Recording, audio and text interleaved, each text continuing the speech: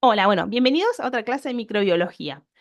Ahora vamos a meternos un poco más en el ojo y ver cuáles son las infecciones oculares que nos han causado las bacterias que estuvimos estudiando. Recordemos que en la flora conjuntival habitual está formada principalmente por gram positivos. Pueden ser, por ejemplo, cocos como los estáfilos o bacilos como los corines. Estos van a llegar a la conjuntiva a través de las estructuras adyacentes, como por ejemplo la piel de los párpados. También pueden llegar a través de las manos, el contacto mano-ojo, por lo cual es muy importante que hagamos hincapié en una correcta lavada de manos cuando vamos a manipular cualquier cosa que llegue al ojo, ya sea lente de contacto, colirios o lo mismo las manos si nos queremos rascar. O sea, es importante siempre estar con las manos previamente higienizadas. Dependiendo de cuál sea la estructura anatómica que se vea involucrada, tenemos distintos tipos de infecciones. Vamos a comenzar con la más frecuente, que es la conjuntivitis. Como su nombre lo indica, tiene el sufijo itis. Itis es inflamación, o sea que esto es inflamación de la conjuntiva. La conjuntivitis puede ser no infecciosa, como por ejemplo por alergia, por alguna sustancia irritativa que haya llegado al ojo, luz UV, o puede ser infecciosa. Dentro de las infecciosas, la principal causa es la viral y después tenemos la bacteriana. En el caso de las conjuntivitis, la sintomatología es, justamente recordemos que tenemos una inflamación en el ojo, o sea que tenemos una hiperemia, el ojo está rojo, a su vez tenemos esa sensación como de un granito de arena en el ojo, molestia, también fotofobia, nos molesta la luz y algo muy característico de las conjuntivitis bacterianas es que vamos a tener una secreción bastante espesa, así que pegotea las pestañas y nos dificulta abrir los ojos. Las conjuntivitis bacterianas van a variar en base a cuál sea la bacteria que la está causando y esto depende mucho de la edad. Vamos a comenzar con la conjuntivitis del recién nacido. Esta es la que ocurre en el primer mes de vida. Y acá justamente entonces las bacterias llegan principalmente al ojo a través de cuando el bebé pasa por el canal de parto. Por lo cual, los principales microorganismos que intervienen en esta conjuntivitis, las podemos asociar también a enfermedades de transmisión sexual, como por ejemplo, quizás las han escuchado nombrar, la Neisseria gonorrea y la clamidia trachomatis, aunque puede haber otras. La más frecuente es clamidia trachomatis y acá me voy a tener un poquito porque esta bacteria es un poquito particular.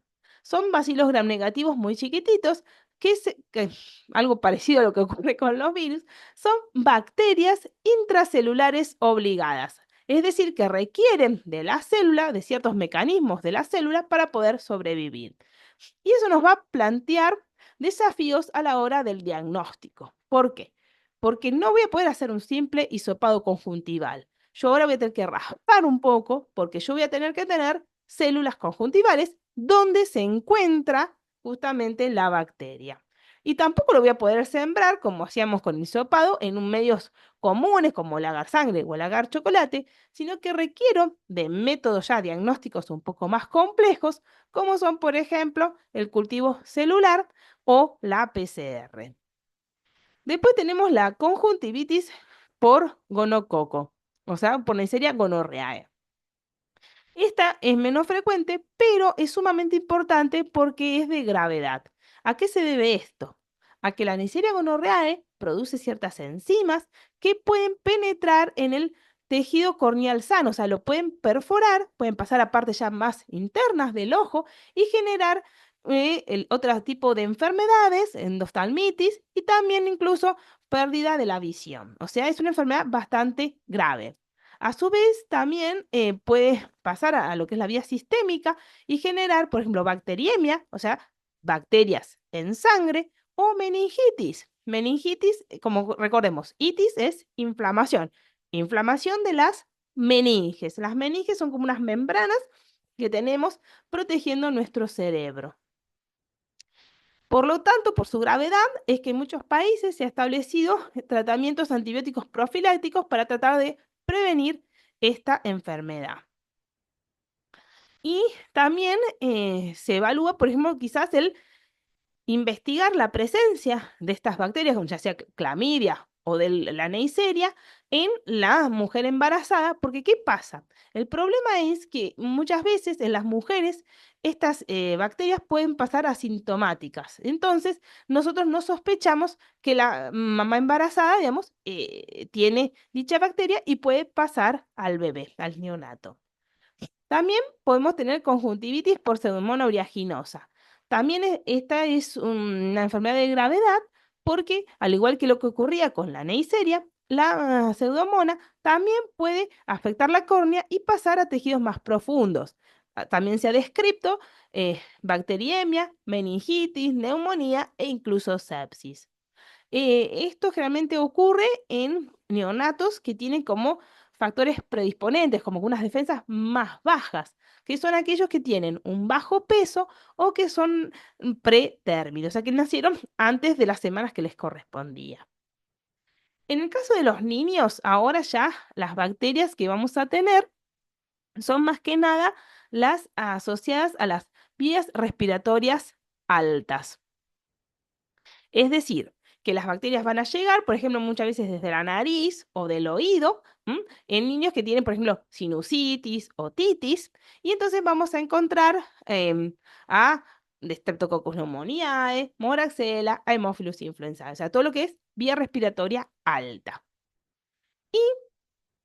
En el caso del adulto, ya ahora es menos frecuente que en los niños lo que sería la conjuntivitis bacteriana, y acá podemos tener, por ejemplo, algunas bacterias como Staphylococcus aureus, que están, por ejemplo, en la conjuntiva y por algún motivo pueden producir la infección, o también aquellos que son sexualmente activos, puede ya tener ya una conjuntivitis hiperaguda, ya por Neisseria gonorrhoeae o clamidia trachomatis. En el caso de la Neisseria, una característica importante es que tiene una secreción muy, muy abundante y purulenta. Estas son enfermedades que no son en realidad graves en líneas generales, las conjuntivitis suelen ser autolimitadas, pero nosotros las tratamos igual. ¿Por qué? Porque, como les decía, son muy molestas, entonces para disminuir un poco la sintomatología y a su vez son contagiosas, entonces de esta manera disminuimos la transmisión. Podemos utilizar en este caso ya un tratamiento tópico como son los colirios y los ungüentos oftálmicos. Lo que hay que tener en cuenta es obviamente es cumplir las indicaciones del médico en cuanto a los horarios, porque en general es bastante seguido, para lograr una buena concentración del antibiótico en el ojo, que a veces se dificulta con el tema de los colirios, principalmente en los chicos, donde a veces se dificulta la aplicación. Y vamos a reservar lo que es un tratamiento oral o endovenoso para infecciones ya más graves, como mencionamos, de la Pseudomonas aeruginosa o Neisseria gonorrhoeae, o en el caso donde tengamos ya más de un foco infeccioso, por ejemplo, en el síndrome conjuntivitis otitis. Como les decía, la clamidia es bastante particular. Imagínensela como si tuviera todo en su superficie pequeños puntitos que son antígenos que varían de uno a la otra y nos permite clasificarlos o agruparlos en lo que llamamos serotipos. Algunos serotipos van a producirnos lo que vimos la conjuntivitis del neonato y otros nos van a producir esta enfermedad llamada tracoma. El tracoma es la principal causa de ceguera infecciosa en países subdesarrollados, aunque por suerte ha ido disminuyendo. ¿Y esto a qué se debe? Se debe a que en estos países no hay buenas condiciones de higiene, muchas veces no hay agua potable, tenemos también condiciones de hacinamiento. Entonces, ¿qué pasa? La bacteria pasa de uno a otro fácilmente con las manos, con fomites, moscas, etcétera. ¿Y qué pasa? Entonces, los niños en su infancia, en sus primeros años de vida, sufren varias infecciones a repetición, generando cicatrices en la conjuntiva. A su vez puede haber una alteración del párpado que se invierte, entonces las pestañas quedan para adentro y empiezan a lesionar lo que sería la córnea, a rayarla, por decirlo de una manera. a pequeñas lesiones y después genera opacidad corneal y ceguera. Tal es así que la Organización Mundial de la Salud, para justamente desarrollar una estrategia llamada SAFE, por sus siglas en inglés, para eliminar esta enfermedad. Y lo que hace es justamente se centra en distintos puntos claves de la misma. Primer punto, obviamente, prevención, disminuir lo que sería el hacinamiento, mejorar la calidad de vida, agua potable, etcétera. Segundo punto, cuando se produce la infección, tratarla con el antibiótico adecuado con acitromicina. Y en aquellos casos ya que sean más graves, donde ya requiere se realice la cirugía. Cuando ya nos metemos un poquito más adentro en el ojo, cuando la infección afecta a lo que sería la córnea, tenemos la queratitis. Pero no siempre tenemos queratitis, porque por suerte, en el ojo, nosotros tenemos varios mecanismos de defensa. Recordemos un poquito porque ya los estuvimos viendo. Tenemos por un lado lo que sería el parabrisas de nuestra córnea. Tenemos las pestañas, tenemos los párpados que justamente barren y limpian todos los microorganismos que quieran llegar. Tenemos las lágrimas que van a lubricar y a su vez también ejerce un efecto de barrido. A su vez, en las lágrimas recordemos que tenemos diferentes sustancias bactericidas, como son la lisozima, y también componentes de nuestro sistema de defensa, de nuestro sistema inmune, o sea, anticuerpos, como la inmunoglobulina A secretora. Y obviamente la principal barrera, que es una barrera física, es nuestro epitelio corneal intacto que actúa de muralla. Pero lamentablemente, algunas bacterias, como vimos como la Neisseria gonorrhoeae, tienen las herramientas, tienen las armas para poder romper la córnea, perforarla y producir enfermedades más graves, como por ejemplo también una endoftalmitis, con riesgo ya de perder el ojo. Acá estamos hablando frente a una patología grave. En estos casos ya hay que ser rápido tanto en el diagnóstico como en el tratamiento para justamente prevenir este tipo de complicaciones. Este epitelio corneal se puede también dañar por algunas circunstancias, como son, por ejemplo, un trauma, una cirugía o el uso de lentes de contacto. Cuando esto ocurre, en estos pacientes vamos a tener otra vez ojo rojo, fotofobia, visión borrosa, sensación de cuerpo extraño y pequeñas lesiones, pequeñas úlceras que también se pueden infectar. Eh, en estos casos, muchas veces lo que van a predominar son bacterias gram positivas, como Staphylococcus aureus, porque son las de la flora que se meten. Pero en algunos casos, en las poblaciones particulares, como son los usuarios de lente de contacto, ahí nuestra flora cambia un poquito y podemos encontrar también bacilos gram negativos.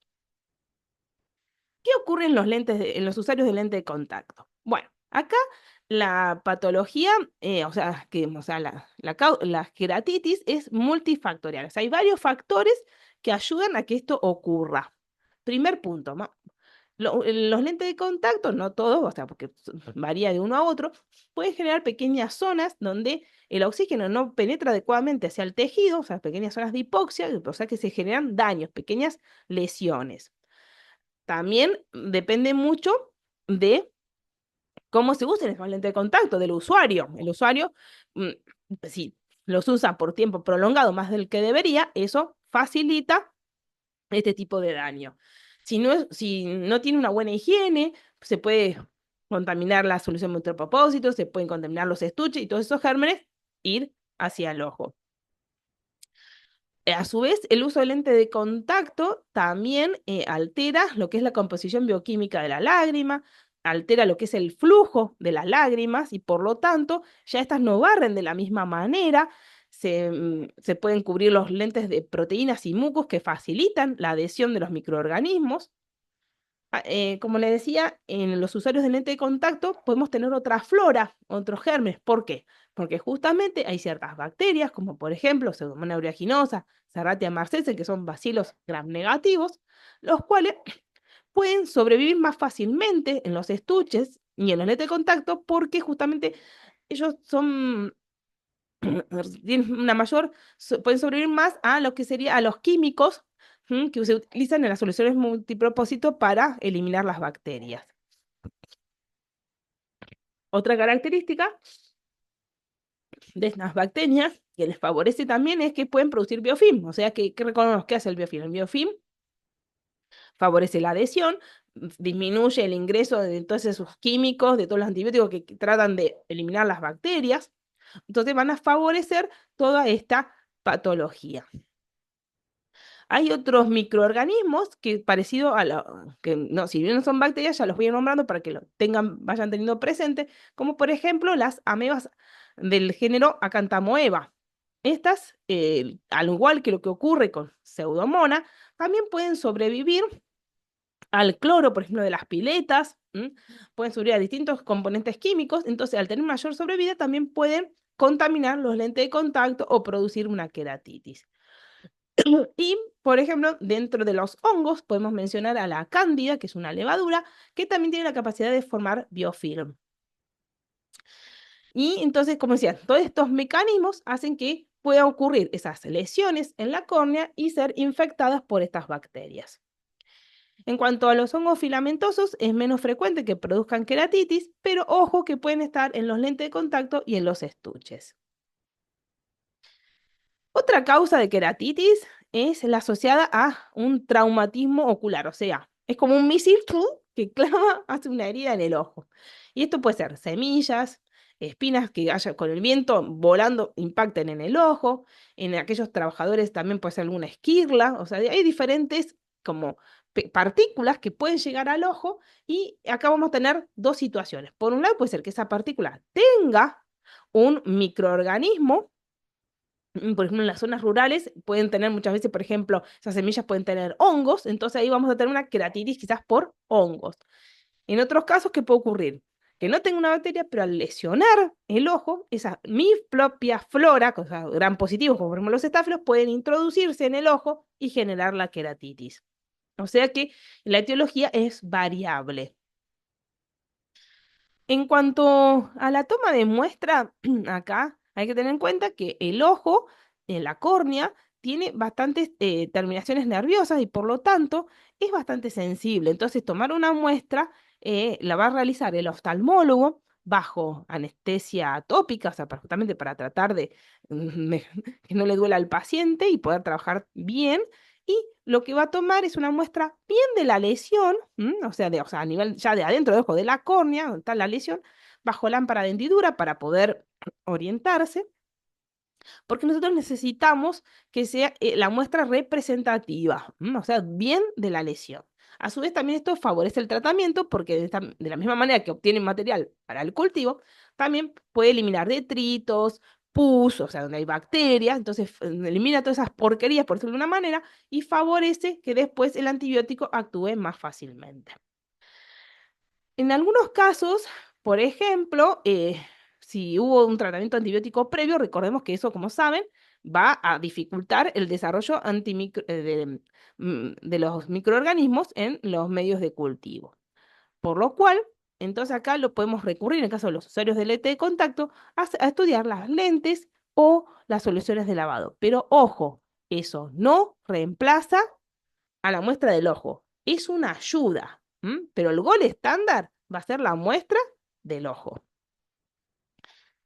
Como les decía, acá el tratamiento también va a ser tópico porque no tenemos una buena vascularización en la córnea, entonces los antibióticos orales no llegan bien.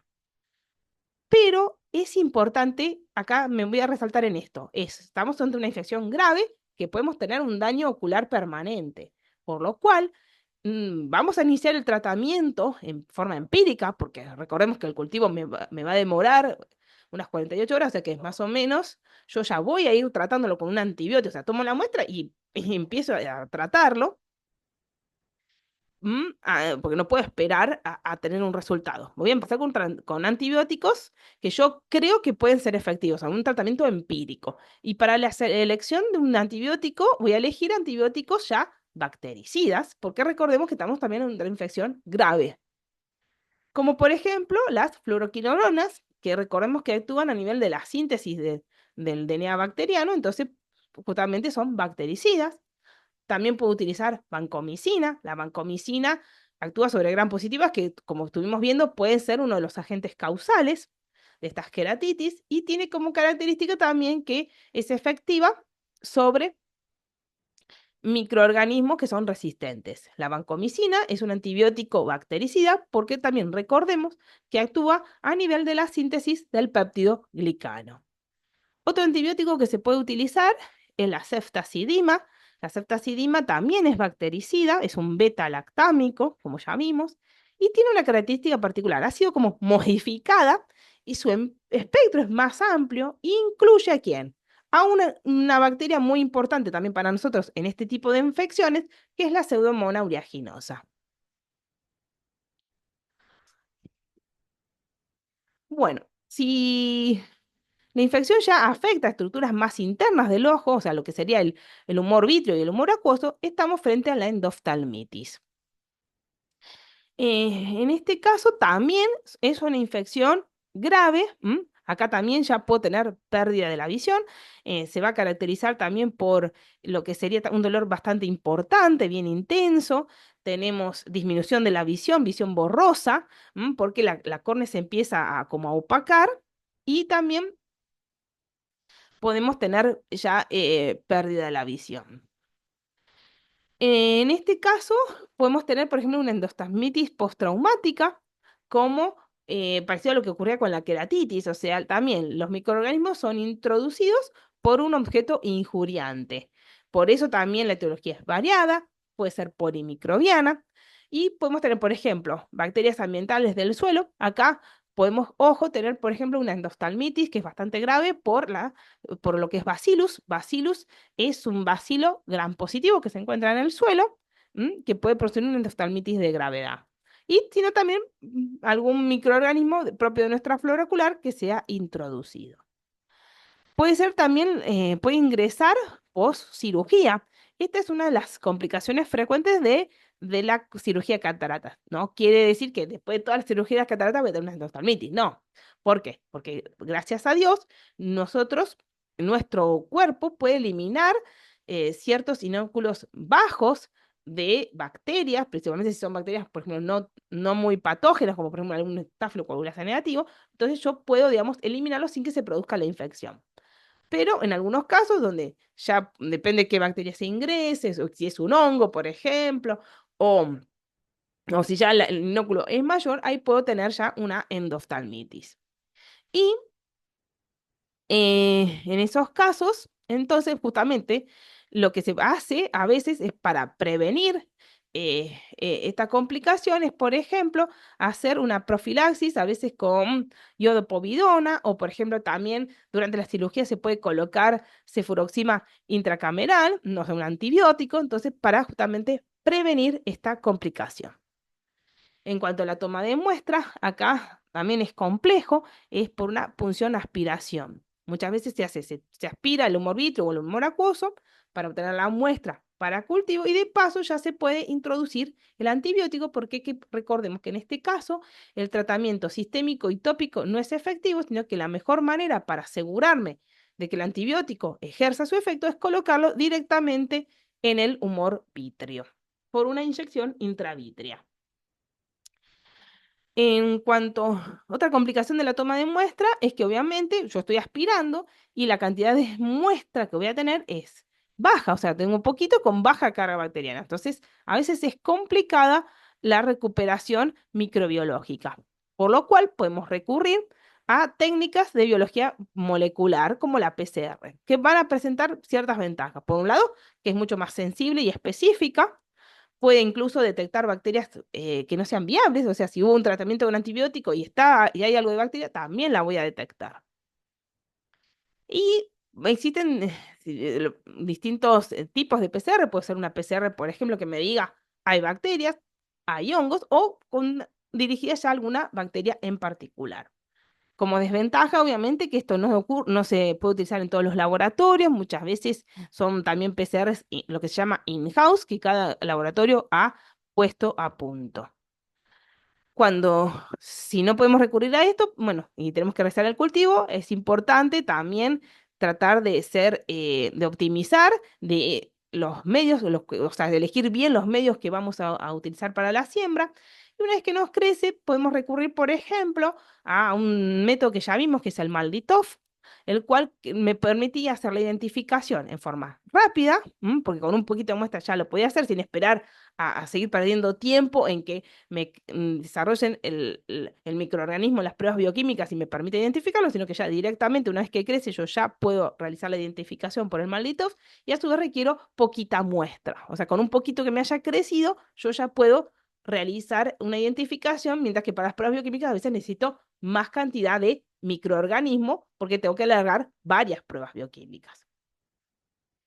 Y recordemos que el tiempo acá es bastante tirano, o sea, estamos ante una infección grave que se desarrolla a veces en horas y días la pérdida de la visión, entonces cuanto antes uno obtenga la identificación para decirle al médico si está bien el tratamiento antibiótico o no, es muy importante.